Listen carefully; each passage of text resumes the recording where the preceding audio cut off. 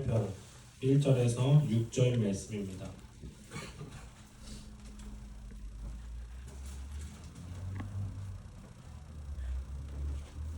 한 절씩 교독하시겠습니다. 오늘은 어버이 주일입니다. 오늘 예배 나오신 모든 어머니, 아버지들 주님의 이름으로 축복합니다. 아멘. 예비 어머니도 주님의 이름으로 축복합니다. 네. 몰랐는데요. 5월달 설교가 가장 준비하기 어렵다고 하더라고요. 근데 맞아요. 어렵습니다. 한 드라마를 보다가 완전 공감이 되면서 찔리는 대사를 들었습니다. 뭐냐면요. 100번 부모 가슴에 못 박아도 지 가슴에 한 번 못 박으면 난리치는 게 자식이다. 그런데 그래도 어쩌겠냐. 그 한 번 못 박는 게 부모 가슴에는 더 큰 고통인데 라는 대사입니다. 전 아직 못 박혀본 적은 없어요. 근데 박아본 적은 많이 있어서 공감이 되는 대사인 것 같습니다.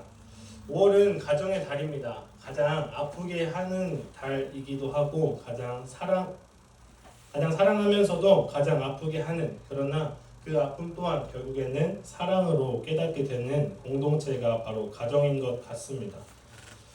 오늘은 어버이의 포커스를 맞추기보다는 이제 가정과 가정의 역할에 대해서 함께 말씀을 나누어 보려고 합니다.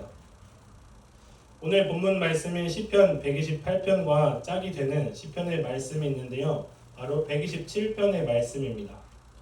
127편은 주로 자녀들에게 포커스가 맞춰져 있는 말씀이고요. 오늘 본문인 128편은 가정에 포커스가 맞춰져 있는 말씀입니다. 그리고 그 127편에는 모든 복의 근원은 하나님이다 라고 소개하는 반면에 오늘 본문 128편은 그렇다면 그 복은 누가 누리지? 라는 말씀을 소개하고 있는 것입니다. 1절이 이렇게 시작하고 있는데요. 함께 읽어보실까요? 여호와를 경외하며 그의 길을 걷는 자마다 복이 있도다. 아멘. 말씀 제일 마지막에 복이 있도다 라고 선포하고 있습니다. 우리 한글 어순으로 보면 복이 있도다가 제일 마지막에 나와 있는 것을 볼 수 있는데요. 히브리 원어로 보면 이 복이 있도다가 어디에 나와 있을까요? 맨 앞에 맨 처음에 나와 있습니다. 그리고 영어 성경에는요, Blessed is everyone who, 복을 받는 모든 자여, 그가 누구냐라고 설명하고 있는 것입니다. 그러니까 복이 있도다라고 선포하면서 그 복을 가족 구성원이 어떻게 누리는지 하나하나 설명하고 있는 것입니다. 지금 시편의 기자는 정말 그 복을 누가 누리는지 한 절 한 절 설명하면서 가슴 벅찬 심정으로 알려주면서 기록하고 있는 것입니다. 여호와를 경외하며 그의 길을 걷는 자마다 복이 있도다. 이 걷는 자마다의 이 뜻은요, 모두, 전부다 라는 뜻입니다. 한 사람도 예외 없이, 한 사람도 제외 없이 누가 예쁘다고 해서, 누가 잘생겼다고 해서 선택받는 것이 아니라 자마다, 걷는 자마다, 이 말씀이 하나님의 위로처럼 느껴지게 됩니다. 그럼 이 자마다, 이건 어떤 사람을 이야기하는 것일까요? 말씀에 나와 있는데요. 여호와를 경외하며 걷는 자마다. 여호와를 경외하는 것은 오늘 지금 우리가 하고 있는 것입니다. 하나님의 크심을 알고 예수님만이 우리의 소망 되심을 알고 시간 함께 찬양하고 예배드리는 것, 이것이 바로 여호와를 경외하는 삶이라는 것입니다. 아멘. 여호와를 경외하는 우리 성도님들의 삶 가운데 이미 하나님의 복이 충만하게 임한 줄 믿습니다. 아멘. 그의 길을 걷는 자는 어떤 자인가요? 어떤 길에서 십자가를 바라보면서 그냥 외형적으로 따라가는 자가 아니라 그 삶의 방식을, 그 삶의 길대로, 하나님이 알려주시는 길대로 살아가는 길을 걷는 것입니다. 아멘. 하나님께서 알려주시는 그 길대로, 인도하시는 그 길대로 걷는 자마다 복되다, 복되다 라고 말씀하고 있는 것입니다. 아멘. 그렇다면 이렇게 자주 등장하는 복, 그 복은 구체적으로 무엇인가요? 1절 말씀에서는요, 뭐뭐 하는 자마다 3인칭으로 나와 있는 것을 볼 수 있습니다. 그런데 2절과 3절은요, 2인칭으로 바뀝니다. 너라고 바뀌게 됩니다. 그래서 2절, 3절은 내라는 표현이 많이 등장합니다. 1절의 말씀이 2절, 3절에 와서는 이 복이 너의 삶 속에 각각 적용되는 거야 라고 이렇게 말씀하고 있는 것입니다. 2절과 3절 말씀 속에서 가족 구성원 누가 나오고 몇 명이 나오는지 함께 읽어보시면서 살펴보도록 하겠습니다. 2절과 3절 말씀을 함께 읽어보도록 하겠습니다. 내가 내 손이 수고한 대로 먹을 것이라. 내가 복되고 형통하리로다. 내 집 안방에 있는 내 아내는 결실한 포도나무 같으며 내 식탁에 둘러앉은 자식들은 어린 감람나무 같으리로다. 아멘. 네라는 단어가 많이 보입니다. 오늘 하나님께서는 우리 말씀 읽는 모든 성도님들에게 말씀하고 있습니다. 너가 이 복을 받아야 해. 너가 이 복을 받을 거야. 이 복의 주인공은 바로 너야라고 말씀하고 계시는 것을 볼 수 있습니다. 아멘. 혹시 몇 명 나왔는지 보셨나요?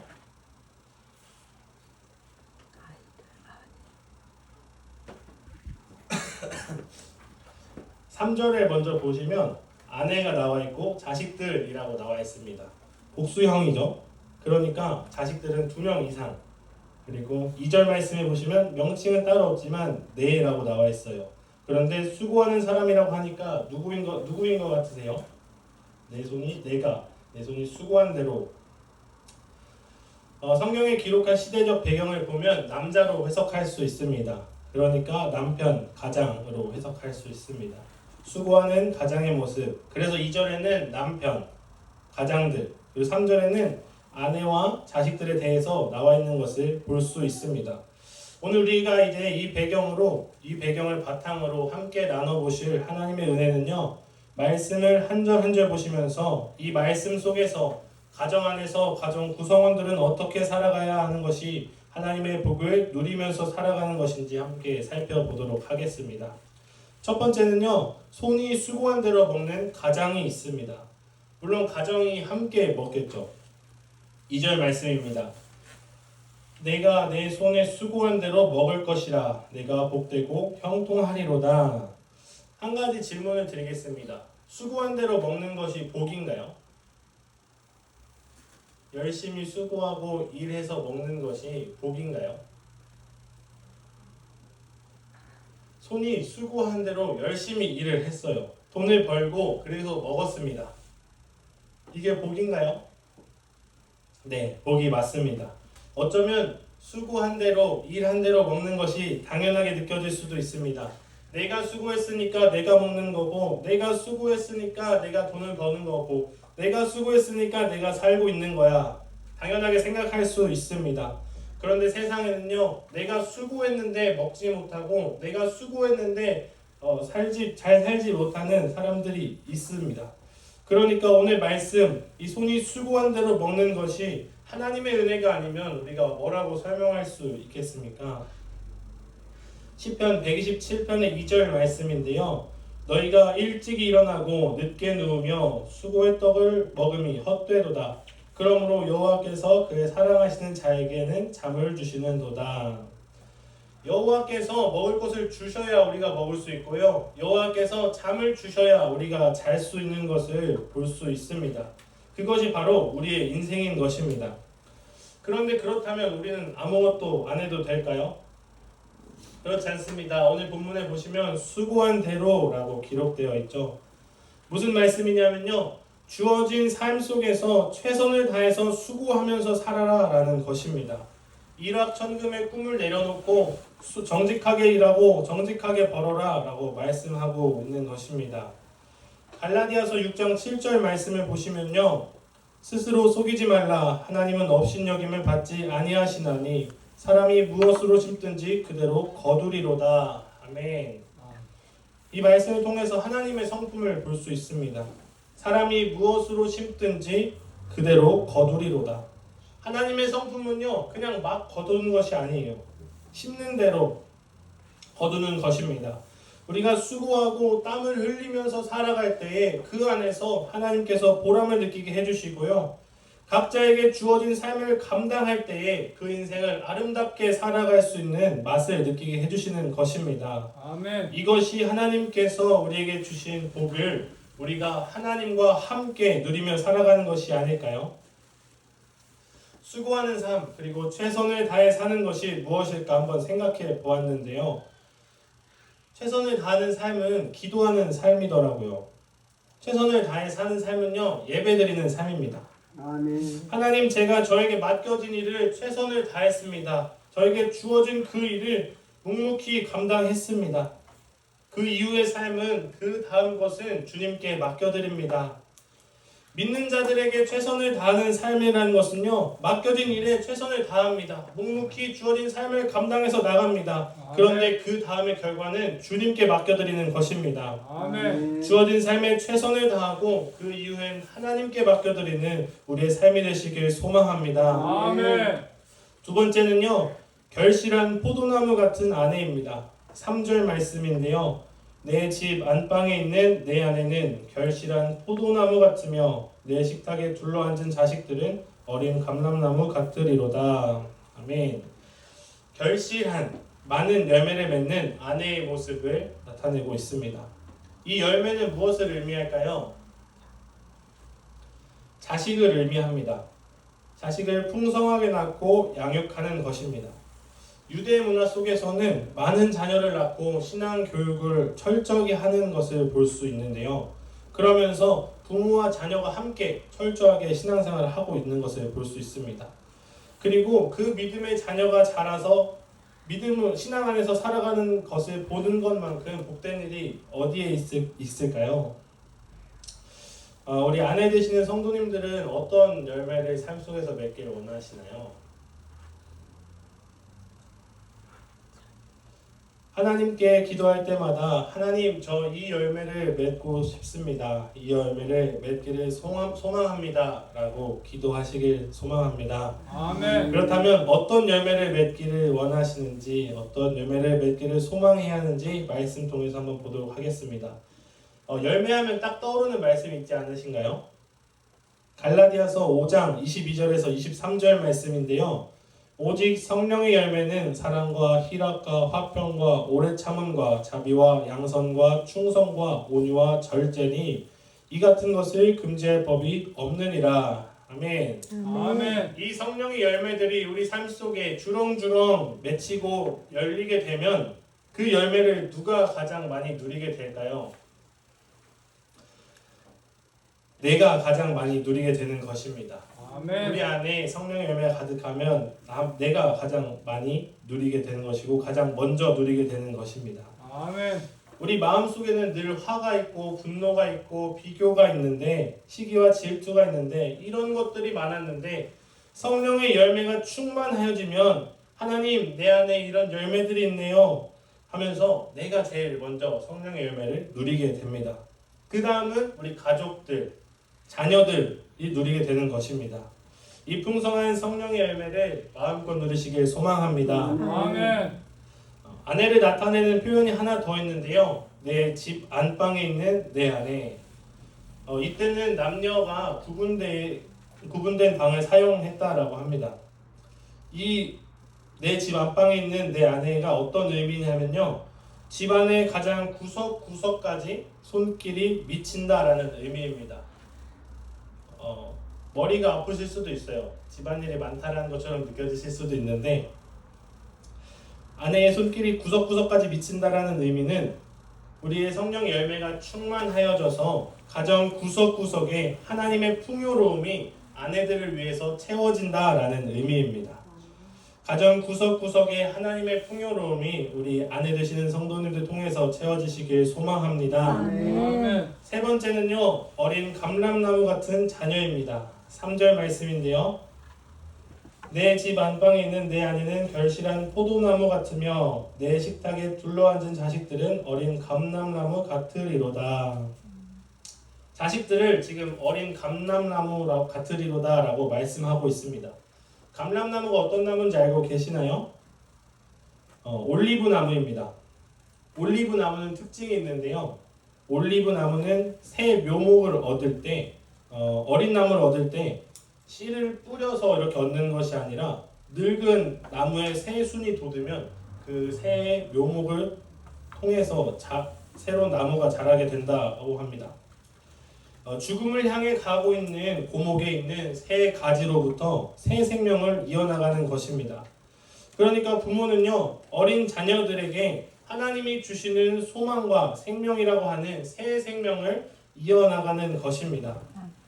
그러니까 부모님 입장에서 우리 부모님들은 자녀가 어떻게 되기를 원하시나요? 공부 잘하면 좋겠고 좋은 직장에 가면 좋겠고 라고 생각하실 수도 있죠. 그런데 가장 먼저 듣는, 우리가 자녀들을 위해서 기도할 때 가장 먼저 기도하는 것이 무엇인가요? 올바른 믿음으로 자라는 것이 아니겠습니까? 아멘. 믿음에 관련해서 생각하고 기도하실 건데요. 믿음의 가정을 이루고 자녀가 믿음의 자녀가 되었으면 좋겠죠. 다 우리의 소망입니다. 성인이 된 자녀를 바라보는 부모에게 가장 큰 소망이 있다면 올바른 믿음이지 않을까요? 아멘. 그 모습을 오늘 3절에서는 이렇게 아름답게 표현하고 있는데요. 내 집 안방에 있는 내 아내는 결실한 포도나무 같으며 내 식탁에 둘러앉은 자식들은 어린 감람나무 같으리로다. 지금 어디에 둘러앉아 있다고 말씀하고 있나요? 네, 식탁에 둘러앉아 있다라고 합니다. 식탁에 다 같이 둘러앉을 시간이 있으신가요? 다들 각자 바쁘게 살아가다 보니 시간이 없습니다. 이 말씀은 식탁에서 교육이 이루어진다라고 말씀하고 있는 것입니다. 식탁에서 맛있는 밥을 먹으면서 교제를 하기도 합니다. 그런데 이 음식을 먹으면서 이 음식을 주신 분이 누구이신지, 이 음식의 주인이, 우리 삶의 주인이 누구이신지를 가르치고 기억하는 장소가 바로 식탁이라는 것입니다. 아멘. 식탁에 앉아서 주님이 우리에게 음식을 주시고 우리의 삶의 주인이 되신다라는 것을 가르치고 기억하는 것입니다. 날마다 우리에게 양식을 주시는 은혜로우신 하나님 참 감사합니다.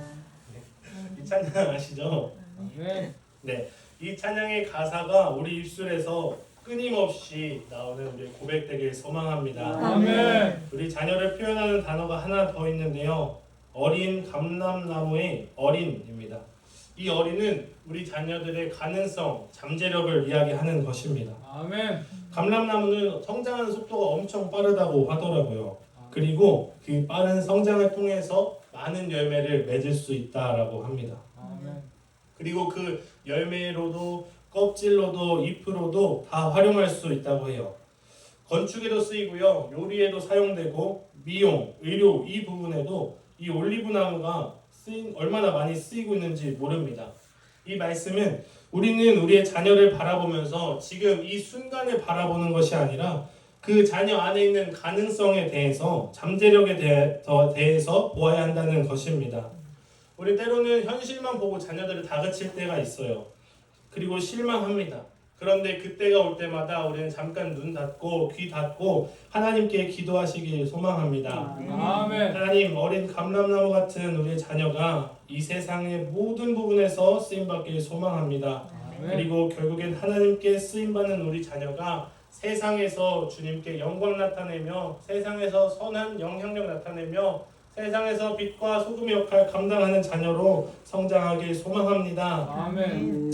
이렇게 기도하시면 좋겠습니다. 아멘.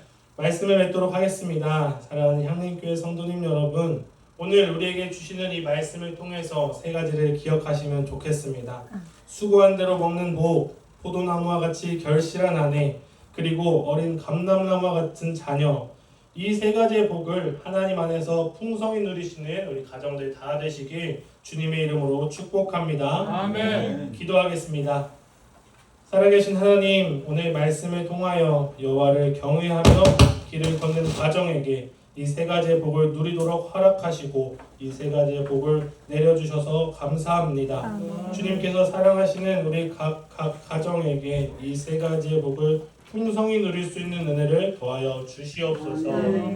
예수님